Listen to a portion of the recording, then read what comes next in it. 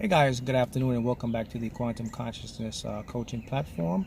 And in this particular module, we're going to now examine our advanced level of consciousness in our coaching formula.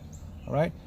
So by now, you guys should have an understanding or a concept of how things work. So we started off and we talk about the universe, law of attraction, quantum physics. You guys understand how thoughts affects things and how realities existed on its basis.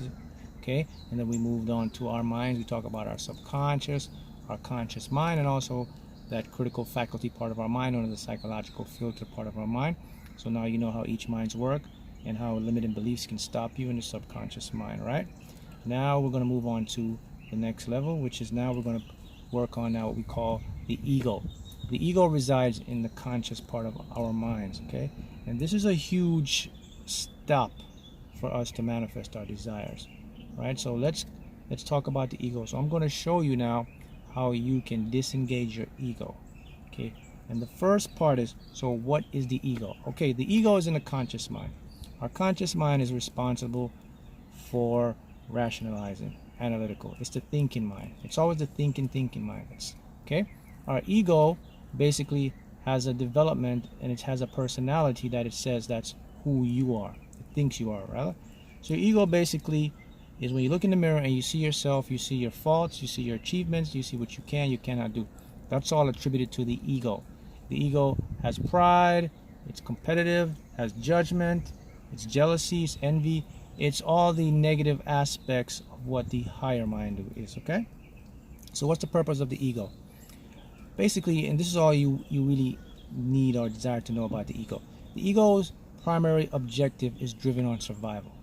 Okay, what happens is our ego uses our personality to create an identity to survive. So everything that your ego does or interacts is all driven at the core base on survival.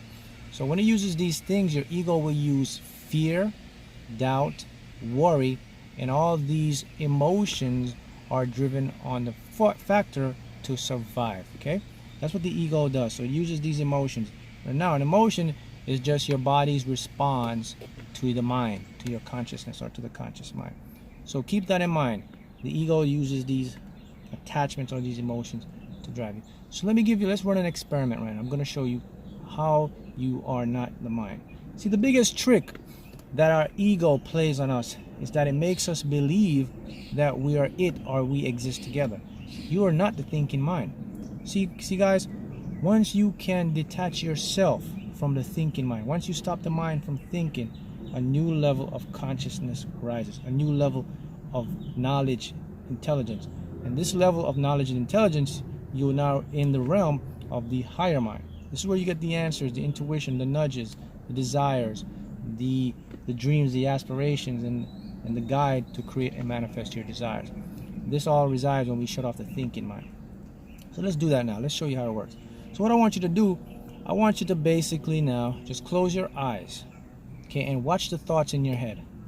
Just observe the thoughts. Become an observer. You can just basically pretend you're at the movies and you're in the theater and you're watching the movie and you just go to the back of the movie and just watch your thoughts. Now you're watching your mind. Now select the thought, positive or negative. Isolate that thought. Okay? Now if you get the thought, if it's a negative thought, what I want you to do is to take that negative thought now and turn it into something positive. If it's a positive thought, take that positive thought and add aspects to it to make it better. Okay? Now, I want you to open your eyes and you can get out of this exercise. I have a few questions. My first question is, okay, so who was the observer of your thoughts? Who was the individual, who was that entity observing your thinking mind? Another question then, who was the thinking mind? Who was thinking? Okay? Notice that. Notice how you became separate from the thinking mind when I told you to become the observer.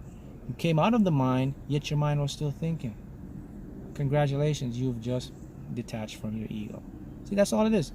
See, your thinking mind exists, will continue to think, because that higher conscious part of you, known as your higher self or that subconscious mind, can exist beyond it, to show you that you are in control of your own mind. Because when I ask you to isolate a thought and look at the thought, you went in, picked the thought, isolated, and you made it more, or as a negative thought, you turn a negative thought into a positive thought, or you can release the thought. See, this is the biggest trick our ego plays on us. Your ego have you believe that you are part of it. You see, your ego does that because it needs that energy from the higher mind to sustain itself, to continue. It needs an identity. Here's something else about your ego. Your ego, farthest reference point of the conscious mind is only to your past. It can only use things in the past to predict what is called a future. So this is why your mind gives you problems when you try to achieve something you've never done. Because the mind says we can't do it because there's no data bank, there's no memory in my past or in your past that we've done it. Example, if you want to start a business to make $100,000 a year, and throughout your lifetime the most you ever made is $50,000, and you have the drive and desire. Now the ego says nope, you can't do that, okay, because we've never done it. That's the trait of the ego. Also, your ego really truly believes that it exists independently of everyone. It says it's just us. I have to find a way to keep you surviving, okay? So it doesn't believe you have a mother, father, sister, brother, uncle, aunt. It says it's just us, okay? What else about the ego? The ego doesn't care about your happiness. The ego is temporary, okay? All its desires, all its goals are for the temporary stuff. This is why your mind will continue to worry and overthink things, because it feels it must continue to solve the issues. Here's a question I have for you. How can we solve a problem or an issue with the same mind that created it? Cannot do it. It's impossible. So that means we have to go beyond the thinking mind to achieve our goals and our desires. See, this is what you are lacking. You automatically assume, because of a default programming, that your thinking mind is you. And if you can't figure it out, it's just fate, or that's just how it is. But that's incorrect. You're totally wrong. If you're using the ego, then you're going backwards. You're not creating. The ego puts you in a loop. It wants to keep you there. Okay? So keep that in mind. So now, how do we break free from the ego? Here's the answer. Number one, you must have awareness now that you are not the mind. Number two, you got to use the mind now for what it is. The ego mind is just a tool. The conscious mind is used to give the command to the subconscious mind. The subconscious mind interacts with the higher self interacts with the superconscious, and then brings things in. Law of attraction creates it for you. That's the purpose of your ego. So how do you coax the ego? How do you stop that negative voice? You must speak to it aloud. Okay? How does that work? Well, if you notice, you have two voices as well. You have a voice that you can say inside, you have a voice that you speak outside. And guess what?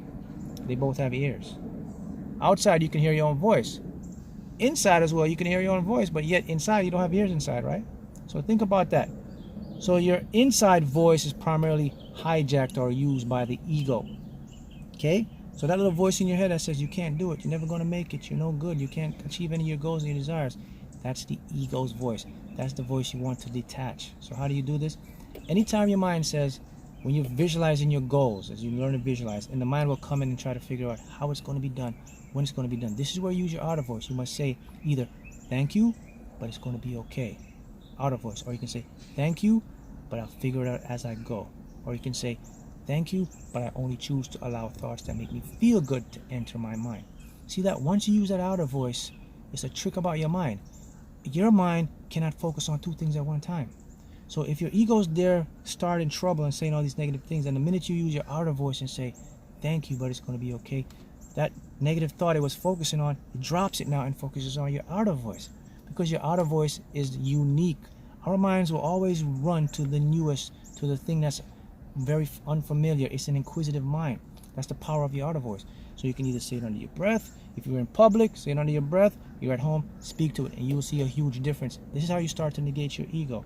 Okay, what else? How you distance yourself from the ego? Recognize it as a tool, as the limited mind. Okay?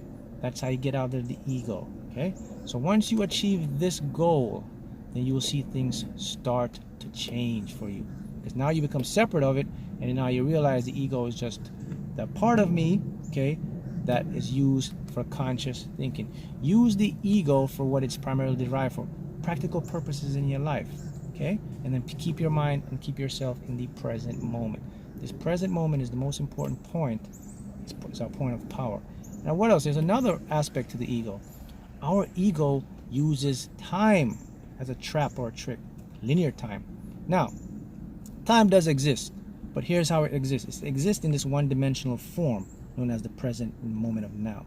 See, our brains construct these times into past, future, okay, based on what we were conditioned from the cycles of the sun and the moon and how the earth rotates, and we say night, day, and our brains actually developed a clock that tracks that, okay? But in our facts and reality is only the present moment that exists, okay? We've proven that with the theory of relativity, and time is a conceptual concept of the individual. So keep that in mind. This moment is now. And the biggest tip is how your subconscious works. Your subconscious works in the present moment of now. So that's a key component that you want to remember. Our subconscious mind operates now. It believes everything is existing at once, at the same time. Your ego does not. It cannot accept that. Now, let's move on now to the overthinking part of your mind. Why does your mind keeps overthinking and giving you the negative when it can't solve? Well, here's what happens. Because of its own limited capacity. Your mind is limited. So what happens is when it reaches the brink of, when it cannot figure things out, it reacts with aggression, with impatience, okay, with frustration, with doubt, with fear and worry, because it cannot solve it. Remember, the mind is attempting to do something that it wasn't created to do. It's trying to solve a problem that it created itself. That's what your ego is. That's what it does. It keeps going that way. So you have to recognize that, and you must detach from the ego. So how do you detach from the ego now? You must start now to keep your mind in the present moment. Focus on the task at hand. Keep your thoughts only on what you desire. If you keep your thoughts on only what you desire and nothing opposite, now you place yourself in the present moment. What else? Speak to the mind. Speak, affirm those affirmations I taught you to the ego. That's how you put it in. What is the next clue? The biggest clue is the awareness of it. To recognize that when it says these things to you, that it's not part of you. Look at your ego now as the child mind, the kid mind. It's always there trying to get its own temporary way, right? So remember, most important factor about your ego, it cannot create your reality. All reality is borrowed from the present moment. It takes, creates a past, says this is what you can, you cannot do. So now it is an important lesson here, guys. Now you see how powerful you are. What you can, what you cannot do, what your ego says, it's all an illusion, okay? Because the real you exists independently of that mind and controls all parts of your consciousness. So anything you desire, you can do it. Just don't let the ego affect you, okay? Remember, those emotions you feel are just the body's response to the mind, okay? It's not happening now, okay? Fear is an illusion. The psychological evaluation of fear is an illusion, okay? Fear does not mean any impending or immediate danger, okay? Think about it. When you start to fear something, here's how you realize it. Stop. Look around. Is it happening now? No. See that? That's a trace of the ego. So that's the component to the ego. That's what I want you guys to start to understand. Once you start to detach from the ego and learn its core values, you'll see yourself elevated. And the biggest part is now you release resistance and allow the higher mind to come in. And that's where we'll go next in the next module, the higher mind.